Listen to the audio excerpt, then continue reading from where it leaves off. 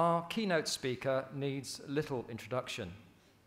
Professor Richard Dawkins is a world-famous scientist. He studies ethology, which is the study of animal behavior and evolutionary biology, and he has popularized Charles Darwin's theory of evolution. He was also, as many of you I'm sure know, Professor for Public Understanding of Science from 1995 until 2008 at Oxford University. He is also, to state the obvious, a world-famous atheist and author, and I expect most people here have read at least one of his books, if not many of them. He travels internationally, giving lectures and making documentaries to increase atheism awareness. Not many people might know, though in this audience maybe you will, he's established two separate foundations, one in the USA and one in the UK, and their purpose is evident in their common title. They're called the Richard Dawkins Foundation for Reason and Science. Both have the same mission, which is, I quote, to support scientific education, critical thinking, and evidence-based understanding of the natural world in the quest to overcome religious fundamentalism, superstition, intolerance, and suffering. Richard Dawkins is an honorary associate of the National Secular Society and actively supports our work, and we thank you for that.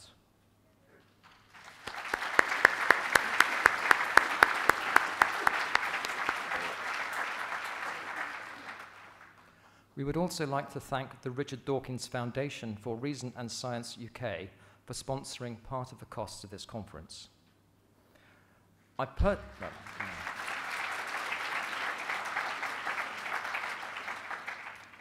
And you have donation forms in your packs.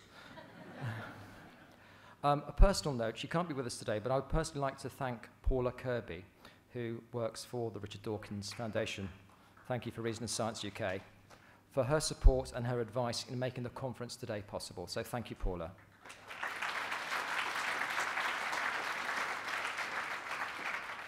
No more delay. Could you please give your loudest welcome for Professor Richard Dawkins?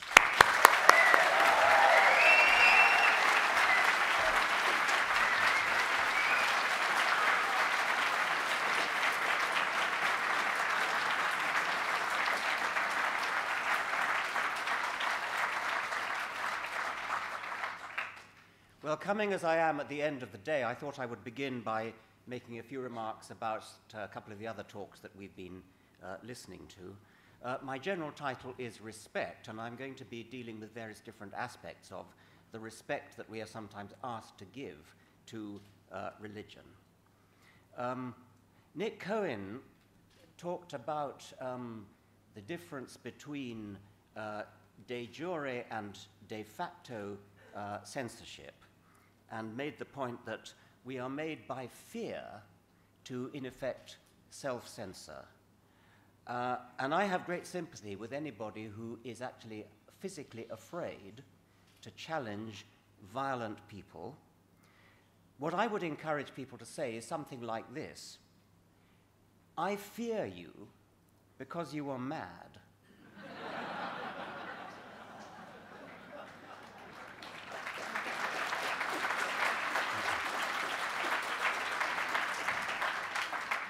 But don't for one microsecond confuse fear with respect. I do not respect you, I despise you. I fear you not because of anything remotely close to respect. I fear you only because you are behaving like a spoiled brat having a temper tantrum.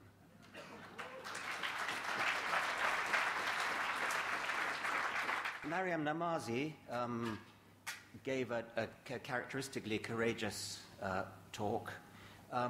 What I would say about what she said is that Sharia law is not just unjust, which of course it is, it also offends logic and reason. I mean, why shouldn't I declare Dawkinsian law? Why should religion be privileged to have its own version of law cutting across the law of the land? Now, the defense might be offered that anybody can go to arbitration, can go to moderation, and can choose to have a civil dispute moderated by somebody that both parties respect. But there are two problems with that. One is that especially women, but perhaps others as well, may not realize they even have the choice. There are many people in this country who are subject to domination by domineering male relatives, often male relatives, and not realize that they have the choice of going to the proper law of the land rather than going to the private Sharia court, which their family urges them to do. I can't remember what the other point was that I was going to make about that. It'll come to me in a moment. Peter Tatchell, I would agree that religion is the greatest threat to liberty today, but I think it's also the greatest threat to scientific truth, which is the thing that concerns me a great deal. So, should we respect faith? I don't think so. Not a crumb of respect, not a grain. But that doesn't mean that we shouldn't respect individual religious people, individual faith heads. They are people, they're deluded for all sorts of understandable reasons, many of them very nice people, very kind people, very good people. We should respect them, but not their beliefs. Now, Phil Plait, who called himself the bad astronomer, gave a talk at a TAM conference in America a couple of years ago, which had a lot of influence. And he called his talk, "Don't Be a Dick." And it was aimed at people like me. And I would agree, we don't want to be a dick. But don't shrink from hurting people's feelings if their beliefs make them not worthy of not respect, but if their beliefs are not worthy of respect. Don't hesitate to say, along with Johann Hari, I respect you as a person too much to respect your ridiculous beliefs. So to concede that you're incapable of changing your mind if confronted by a reasoned argument, that's patronizing and condescending. So I would perhaps rephrase Johann Hari's remark in a more positive way and say, I respect you so much as a person that I believe you will change your mind if presented with overwhelming evidence and rational argument. At the TAM conference, where Phil Plait gave his talk called Don't Be a Dick, he asked people to put up their hands to say when they changed their minds and left religion and became non-religious, did they change their minds as a result of being called an idiotic retard?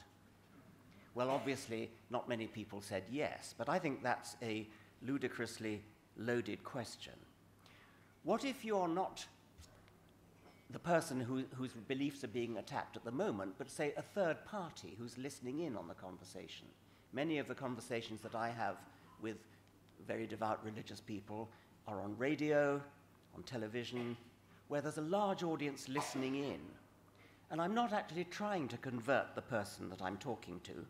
I probably have given up on that. What I'm doing is trying to influence other people who are listening in, people who are sitting on the fence, perhaps people who haven't thought about it very much, people who perhaps didn't even realize there was a fence to sit on. And sometimes, even if it really is your beliefs that are being ridiculed, that can be influential. I myself, as a young man, was highly influenced by Teilhard de Chardin, the French Jesuit priest, his book, The Phenomenon of Man.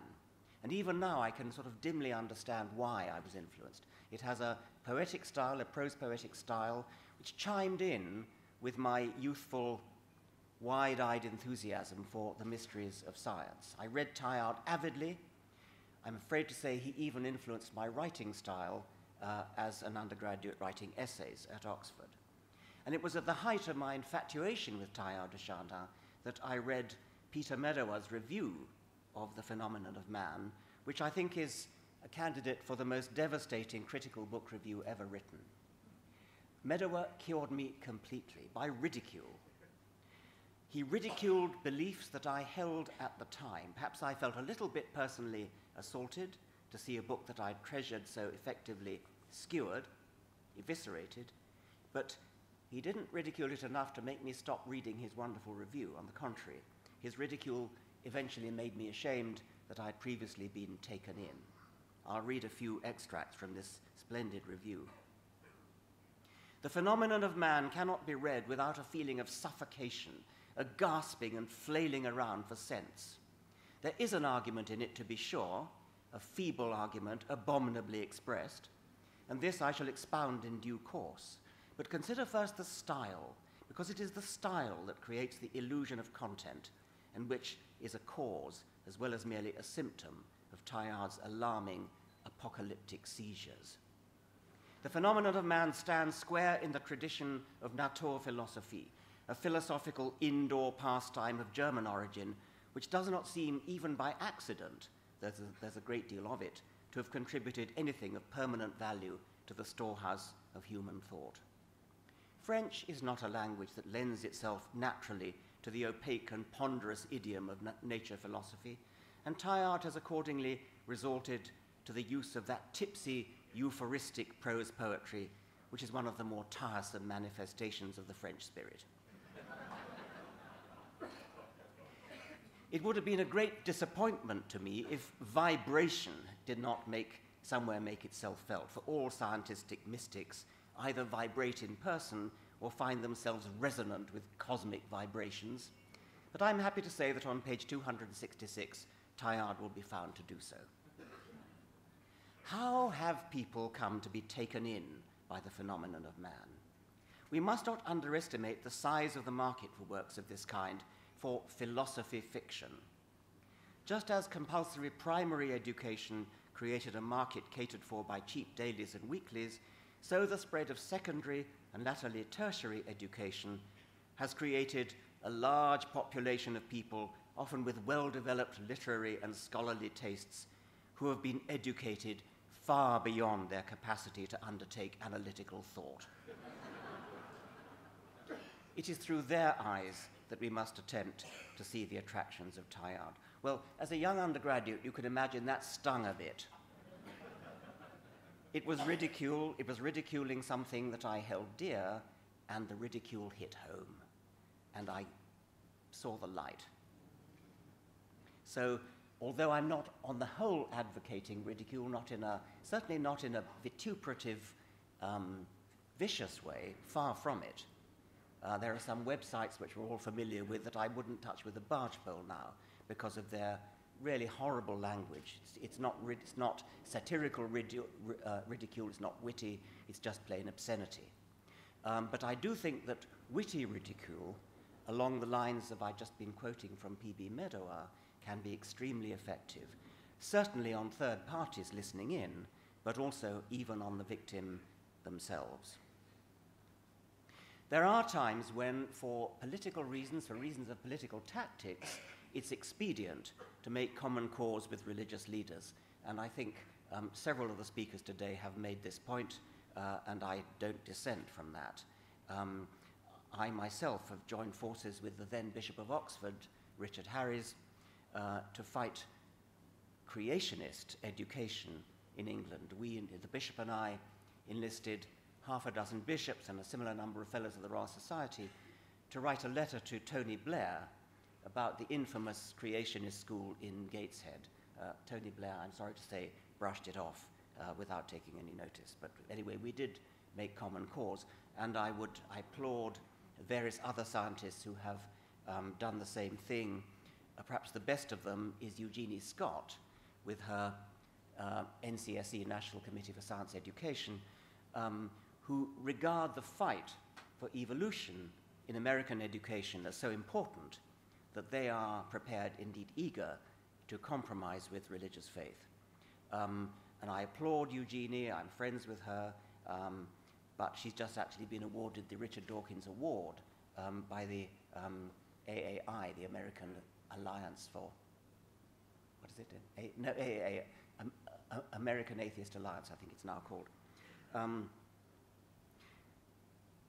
But for me, evolution, important as it is to me, is only a battle in a larger war, the larger war for rational, critical thought.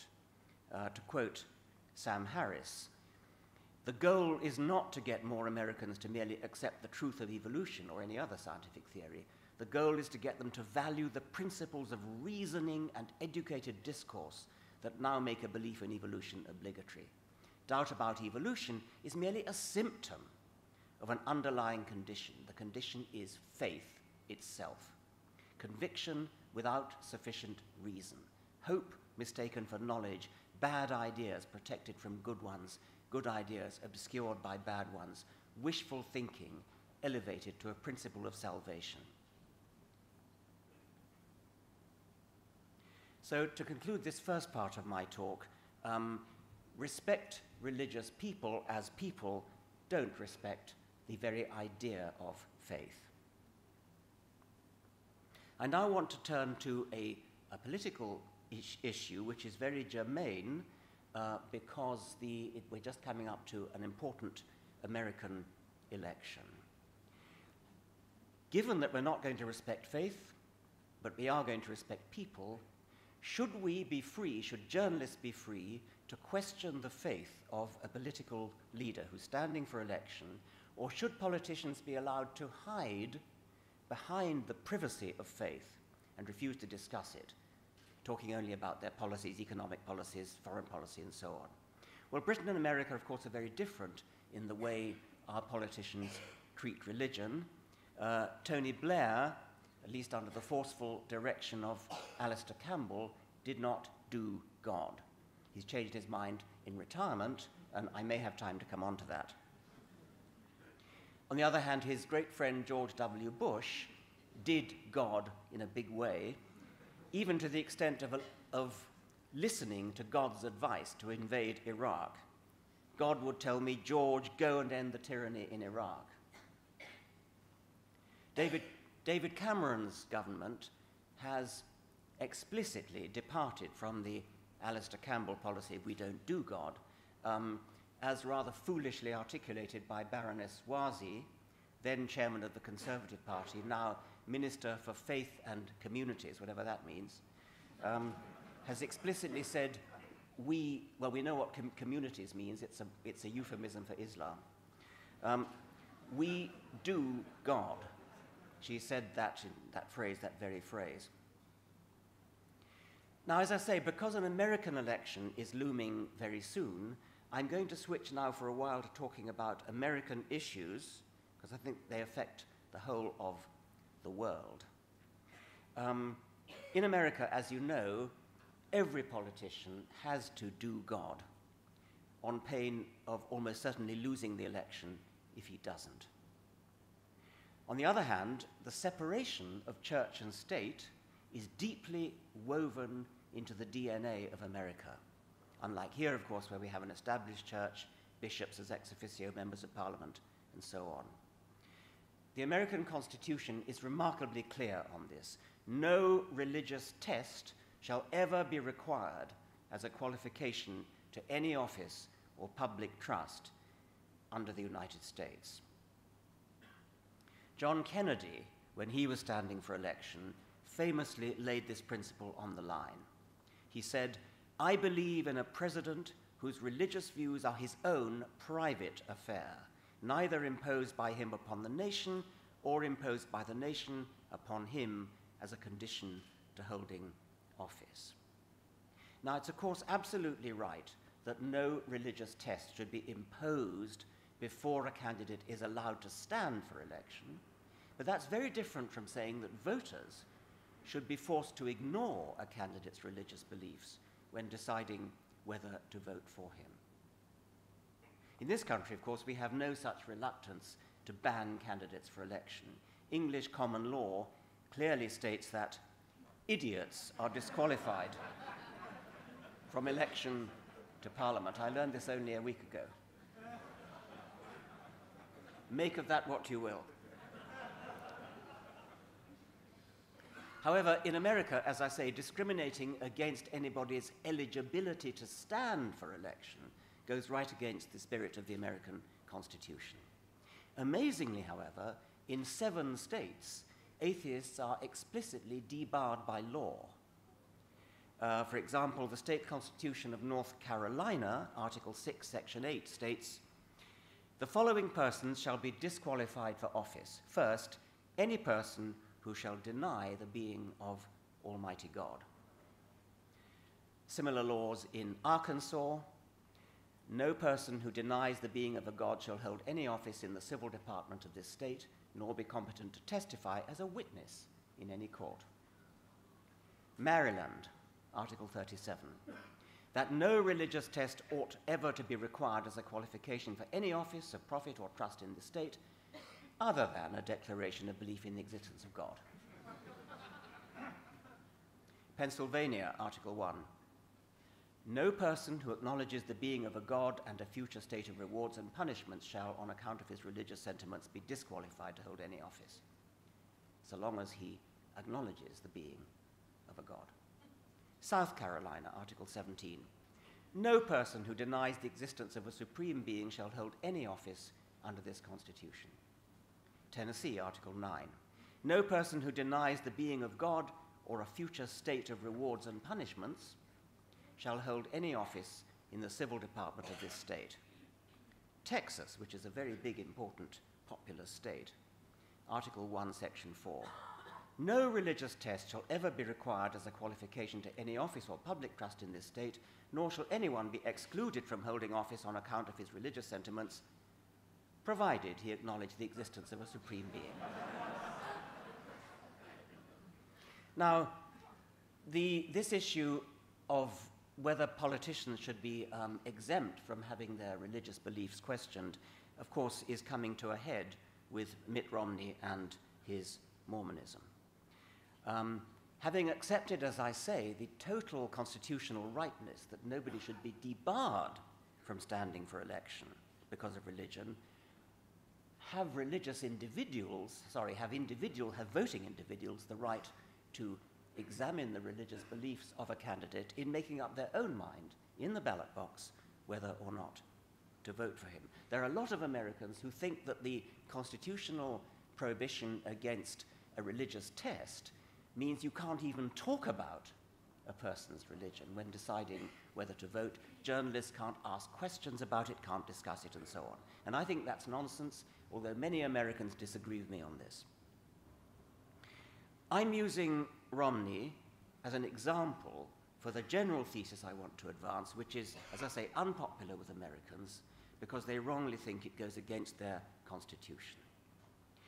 As I say, I think voters are entitled to take account of what a candidate is capable of believing, even if he doesn't let his beliefs interfere with his policies in any way.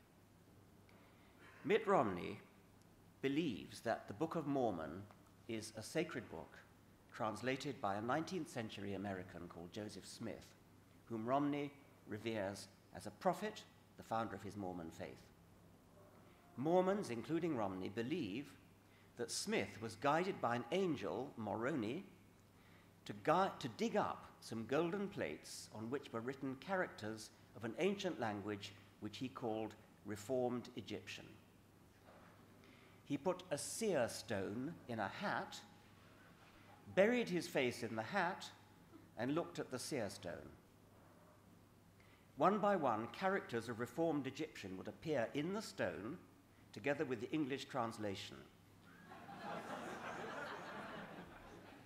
Smith would say the English word, which would be written down by a scribe sitting behind a curtain.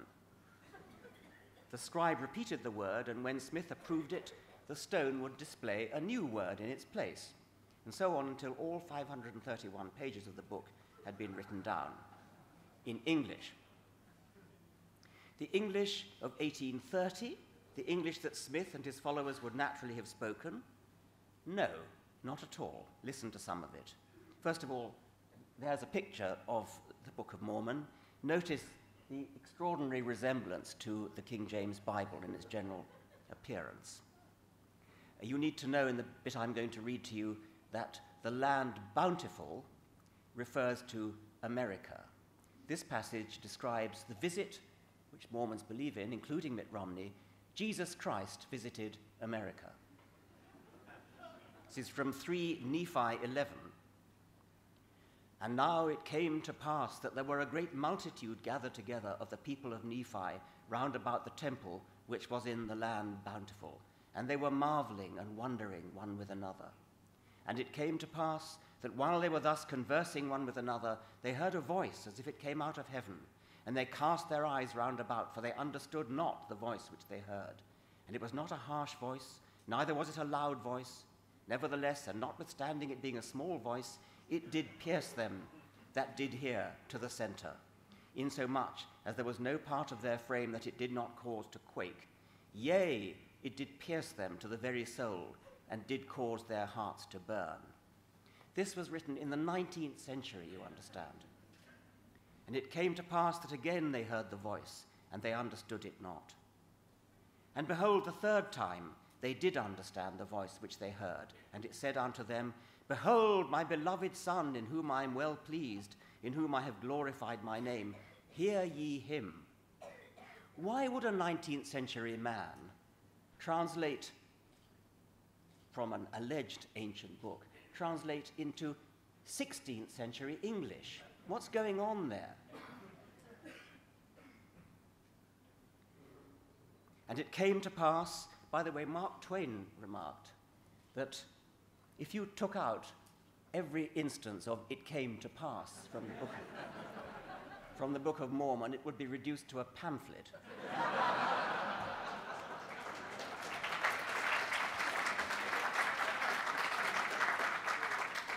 And it came to pass, as they understood, they cast their eyes up again towards heaven, and behold, they saw a man descending out of heaven, and he was clothed in a white robe, and he came down and stood in the midst of them, and the eyes of the whole multitude were turned upon him, and they durst not open their mouths.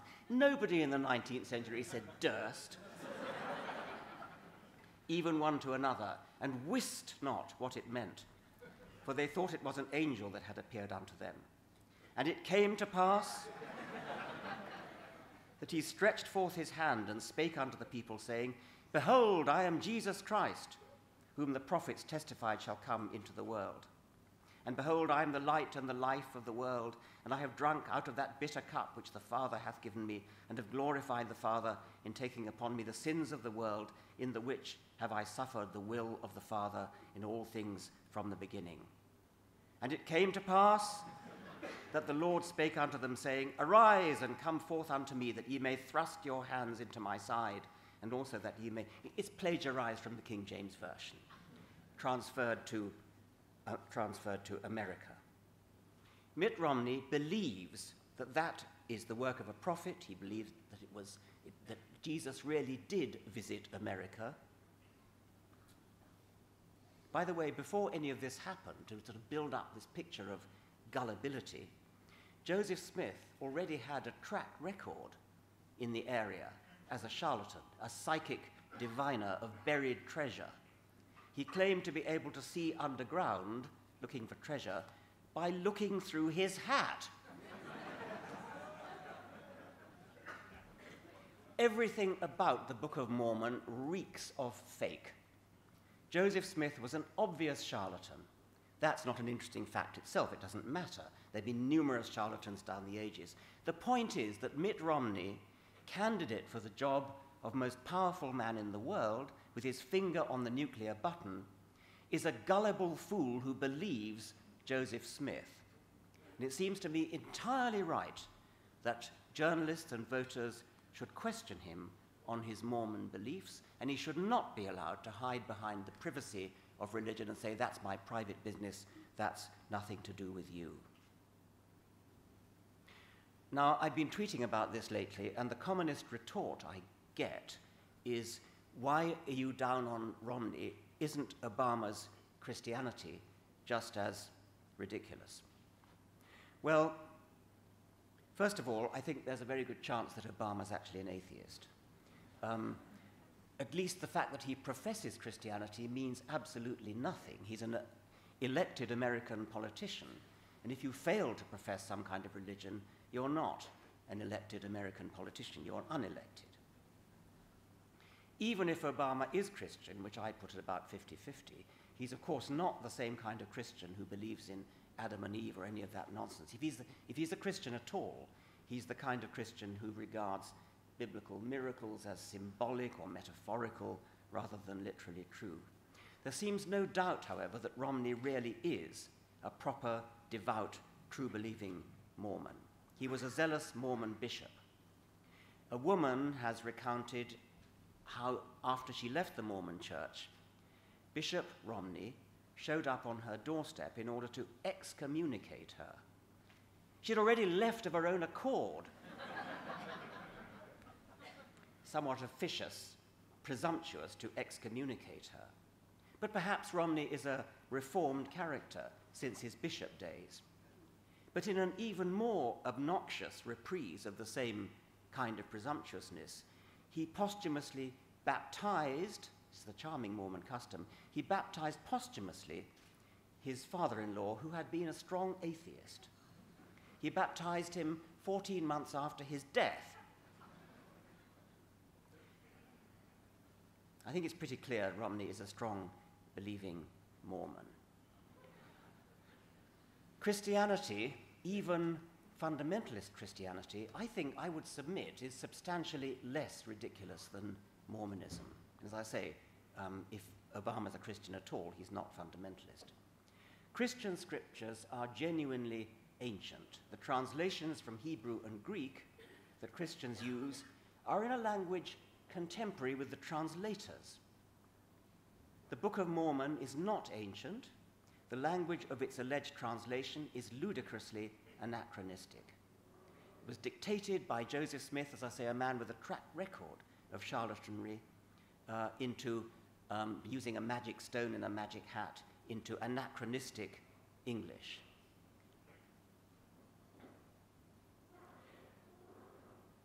Setting aside the mountebankery of Smith's own story, many of the core beliefs of Mormonism seem to me to be measurably more ridiculous than those of Christianity, to run counter to everything we now know for certain, for example, about the colonization of America. DNA evidence utterly refutes the claim that Native Americans are a remnant of the House of Israel.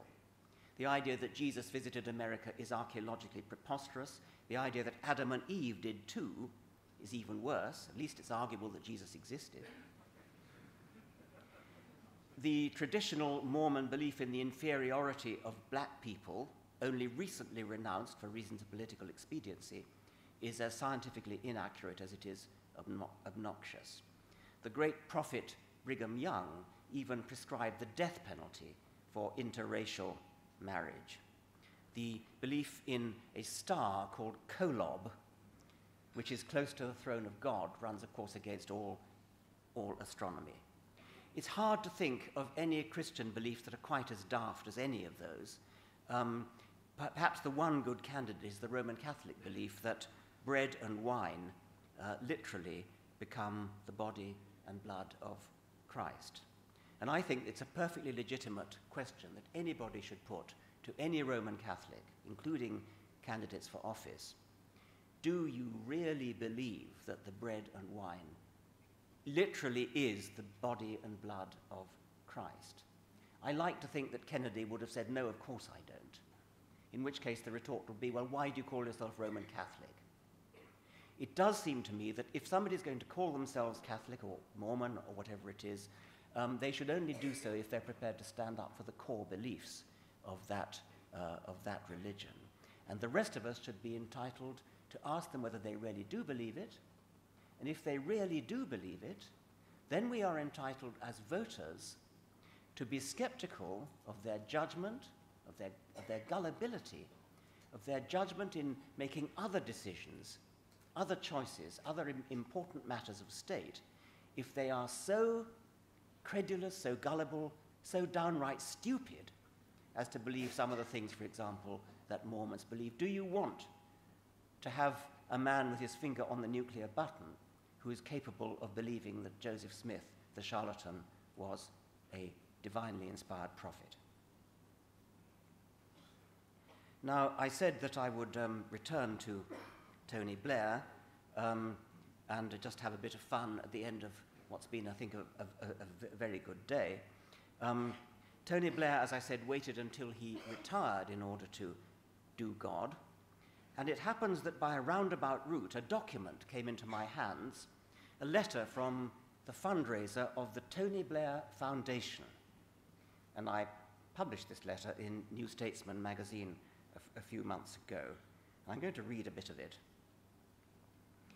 Dear person of faith, basically, I write as fundraiser for the wonderful new Tony Blair Foundation, whose aim is to promote respect and understanding about the world's major religions and show how faith is a powerful force for good in the modern world. I would like to touch base with you on 6 key points from the recent New Statesman piece by Tony, as he likes to be called by everybody of all faiths, or indeed of none, for that's how tuned in he is.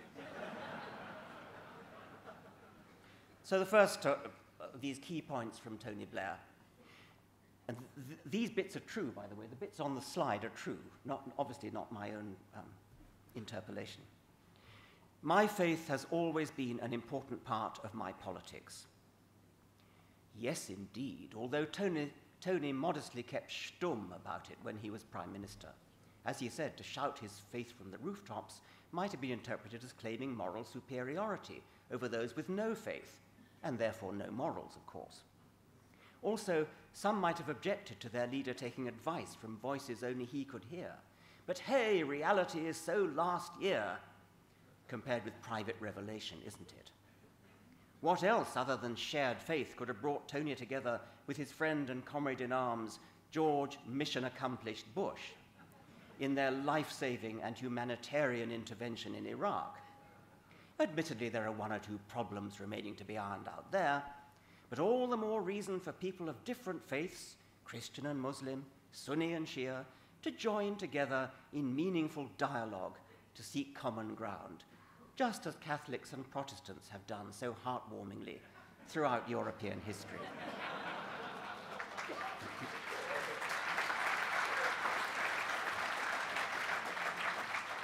It is these great benefits of faith that the Tony Blair Foundation seeks to promote. We are focusing on 5 main projects, initially working with partners in the 6 main faiths.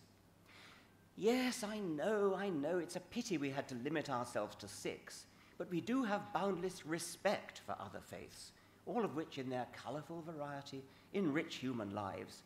In a very real sense, we have much to learn from Zoroastrianism and Jainism, and from Mormonism, though Cherie says we need to go easy on the polygamy and the sacred underpants. Then again, we mustn't forget the ancient and rich Olympian and Norse traditions. Although our modern blue skies thinking out of the box has pushed the envelope on shock and awe tactics and put Zeus's thunderbolts and Thor's hammer in the shade. We hope in phase 2 of our 5-year plan to embrace Scientology and Druidic mistletoe worship, which in a very real sense have something to teach us all. In phase 3, our firm commitment to diversity will lead us to source new networking partnership opportunities with the many hundreds of African tribal religions. Sacrificing goats may present problems with the Society for the Prevention of Cruelty to Animals, but we hope to persuade them to adjust their priorities to take proper account of religious sensibilities. We are working across religious divides towards a common goal, ending the scandal of deaths from malaria. Plus, of course, we mustn't forget the countless deaths from AIDS.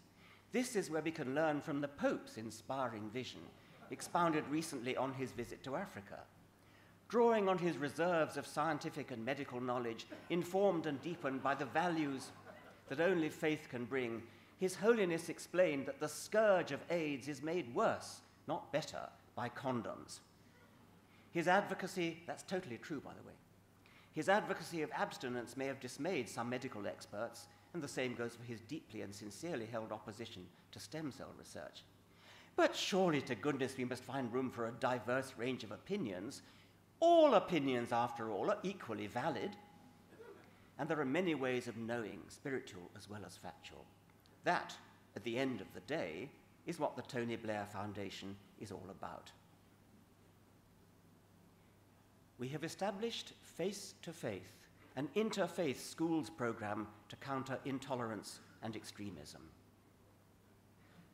The great thing is to foster diversity, as Tony himself said in 2002, when challenged by a rather intolerant MP about a school in Gateshead, teaching children that the world is only 6,000 years old. Of course, you may think, as Tony himself happens to, that the true age of the world is 4.6 billion years. But excuse me, in this multicultural world, we must find room to tolerate and indeed actively foster all opinions. The more diverse, the better. We are looking to set up video conferencing dialogues to brainstorm our differences. By the way, that Gateshead school ticked lots of boxes when it came to GCSE results, which just goes to show.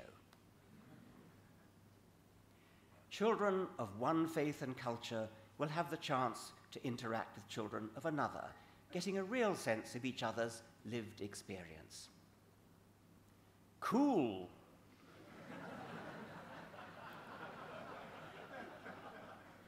And thanks to Tony's policy of putting as many children as possible in faith schools where they can't befriend kids from other backgrounds, the need for this interaction and mutual understanding has never been so strong. You see how it all hangs together? Sheer genius. So strongly do we support the principle that children should be sent to schools that will identify them with their parents' beliefs. We think there is a real opportunity here to broaden it out. In phase 2, we look to facilitate separate schools for postmodernist children, Leavisite children, Saussurian structuralist children. And in phase 3, we shall roll out yet more separate schools for Keynesian children, monetarist children, and even neo-Marxist children. Finally, we are working with the Coexist Foundation and Cambridge University to develop the concept of Abraham House. I always think it's so important to coexist, don't you, with our brothers and sisters of the other Abrahamic faiths? Of course we have our differences. I mean, who doesn't, basically? But we must all learn mutual respect.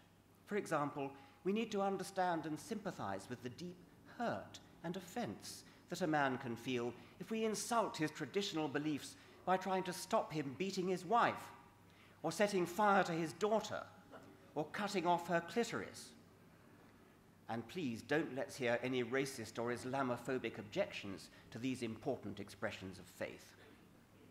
We shall support the introduction of Sharia courts, but on a strictly voluntary basis, only for those whose husbands and fathers freely choose it. The Tony Blair Foundation will work to leverage mutual respect and understanding between seemingly incompatible faith traditions. After all, despite our differences, we do have one important thing in common. All of us in the faith communities hold firm beliefs in the total absence of evidence, which leaves us free to believe anything we like. So at the very least, we can be united in claiming a privileged role for all these private beliefs in the formulation of public policy. I hope this letter will have shown you some of the reasons why you might consider supporting Tony's foundation. Because, hey, let's face it, a world without religion doesn't have a prayer. With so many of the world's problems caused by religion, what better solution could there possibly be than to promote yet more of it? Thank you very much.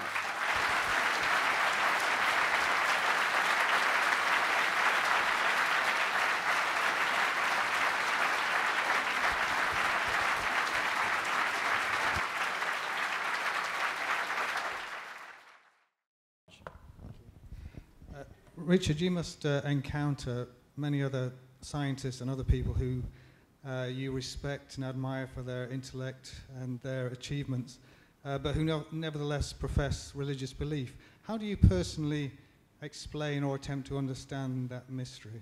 I think the first thing to say is that when you meet such a person, ask them what they actually believe. Very often you'll find that they are in some vague sense spiritual. They will say something like, when I look up at the Milky Way, I'm filled with a feeling of exaltation in the chest, which means there must be something more than science understands. Of course, I have exactly that same feeling, something more than science yet understands. That's very different from saying that because science doesn't yet understand it, well, it might mean science will never understand it, but even then, It's very different from saying because science doesn't understand it, therefore religion does. And so I think you'll find that the great majority of those scientists whom you respect, who profess religious belief, actually are more what you might call vaguely spiritual. Those that go a bit further and say, I actually do believe in Christianity, or almost never Islam, but let's say Christianity or Judaism, then again ask them exactly what they believe. They might believe that Jesus was a good person. Well, yes, he was a good person. If you actually pin them down and say, do you believe that Jesus died for your sins? Do you believe that you're going to go to heaven or hell when you die? Then I think you'll find that the number of respectable scientists who actually believe it is very, very low indeed. There have been surveys done of both the Royal Society and also the American equivalent, which is the National Academy of Sciences. Both gave very similar results, that the number of elite scientists belonging to these elite groups of scientists who believe in some sort of religion is about 10%. About 90% don't. So that would be my answer to that. My first ever experience with religious privilege was at school, secondary school, and I noticed the uniform code would be very, very strict about what people have to wear. No jewellery, no hats, nothing like that. Yeah, I noticed that people were allowed to wear headscarves, they were allowed to wear bangles, and that for me, so people wouldn't allow to wear any hats, but headscarves would be allowed. And whilst actually that's not a religious obligation, for example, by Islam or Sikhism to wear bangles, but again, they were allowed. And it seemed to me like a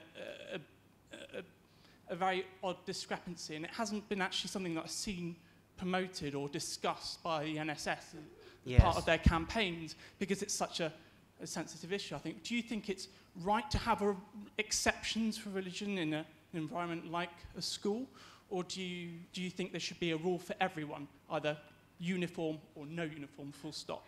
Well, I don't feel that strongly about uniforms anyway, but I think if there's some reason for having a uniform, like whether it's military, maybe there is a reason for having school uniform, maybe there is a reason for nurses to have a uniform, or for airline stewards and stewardesses to have a uniform, then I'm not a great enthusiasm for allowing religious exceptionalism, for saying, oh, nobody else is allowed to wear a hat or a necklace, whatever it is, but religious people are.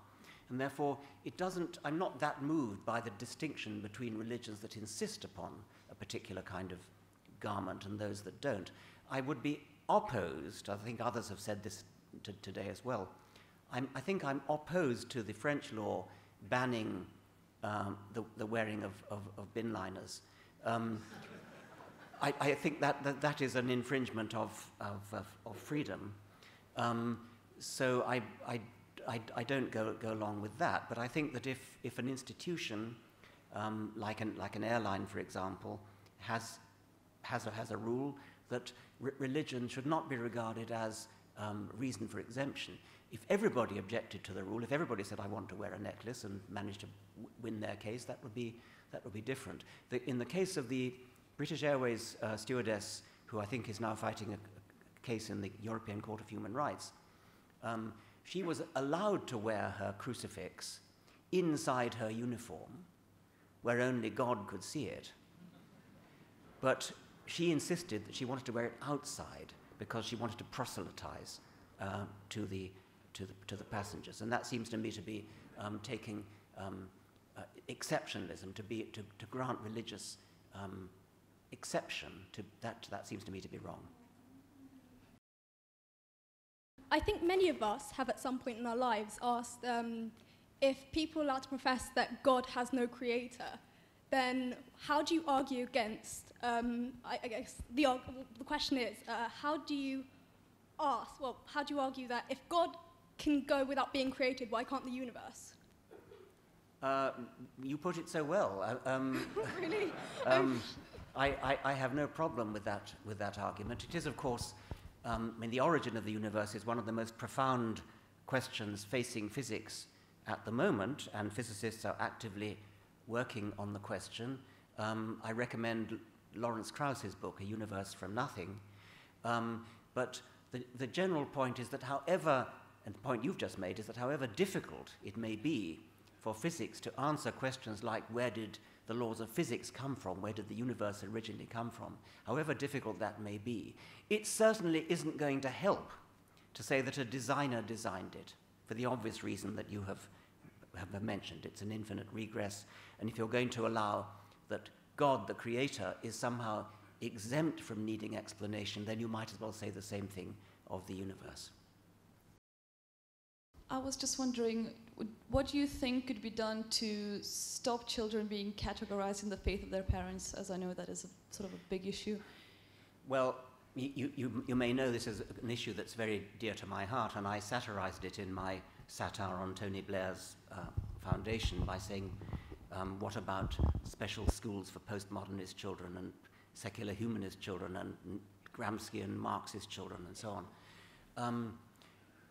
I think that the one thing, if only we could wave a magic wand and break the cycle of influence, of passing on of religion automatically from parent to child, or even break the cycle of assuming that a child is going to be of the religion of its parents. I mean, when people talk about people who are frightened, alarmist perhaps, about the spread of Islam, and they use a demographic argument, looking at reproductive rates in different countries and things, the hidden assumption is that all children are automatically going to belong to the same religion as their parents. Why do we allow the world to get away with that assumption? Even if it's realistic, it's something we ought to be fighting against. And the questioner asks, what can we do to fight against it? Without being dictatorial. I mean, I've been accused of wanting to seize children away from their parents and put them in collective farms or something. I don't want to do that at all. I don't want to do anything by coercion. The weapon I favor is consciousness raising. It's somehow, well, ridicule is part of it, and I tried to ridicule the idea, as I said, of Keynesian children and monetarist children. I mean, people get that once you point out that nobody ever talks about an existentialist child. Why not? You talk about a Catholic child when you really mean a child of Catholic parents. Why not talk about an existentialist child? We never do. Religion is given a free pass. Religion is given a free pass to label a child with the religion of its parents as though it was an automatic given, an automatic assumption that a child will inherit the religion of its parents. And if we could only raise people's consciousness to what they're doing when they make that assumption, raise consciousness like this, whenever at a dinner party, any kind of conversation you're having, if you ever hear the phrase Catholic child, Protestant child, Muslim child, etc., stop them and say, how dare you use that phrase Catholic child? The child is too young to know. What you're talking about is a child of Catholic parents. And if only everybody would do that, if only we could make that meme spread like the common cold, so that people don't let through that outrageous presumption that a child should be automatically labeled with the religion of its parents, we might be able to raise consciousness and stop journalists using the presumption, stop ordinary people using the presumption, above all stop religious propagandists and politicians from doing it, which they regularly do. Thank you. And a beautiful ending, thank you. Please give a round of applause to Professor Richard Dawkins.